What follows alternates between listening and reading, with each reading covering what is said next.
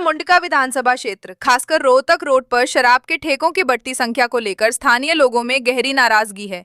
लोगों का कहना है कि जिस तरह से लगातार ठेके खुल रहे हैं, उससे पूरे इलाके का माहौल प्रभावित हो रहा है और युवाओं पर इसका नकारात्मक असर पड़ सकता है।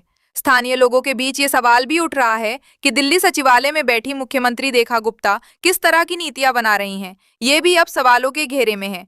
उनका मानना है कि यदि नीतियां संतुलित और जनहित में होती तो इस तरह एक के बाद एक ठेके खुलने की स्थिति पैदा नहीं होती। लोगों के बीच ये चर्चा भी है कि इन नीतियों की पारदर्शिता और क्रियान्वयन पर गंभीरता से समीक्षा होनी चाहिए।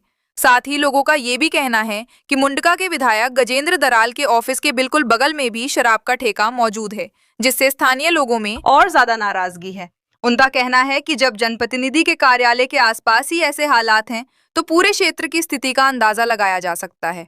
इसके साथ ही लोग ये भी सवाल उठा रहे हैं कि जब देश के प्रधानमंत्री नरेंद्र मोदी विश्वगुरु भारत बनाने की बात करते हैं, तो क्या इस तरह से शराब के ठेकों का बड़े स्तर पर खुलना उसी दिशा में एक कदम है? लोगों का कहना है कि बीजेपी की सरकार में जिस तरह होलसेल के हिसाब से शराब के ठेके खुल रहे हैं, वो समाज और युवाओं के भविष्य को लेकर गंभीर चिंता पैदा करता है।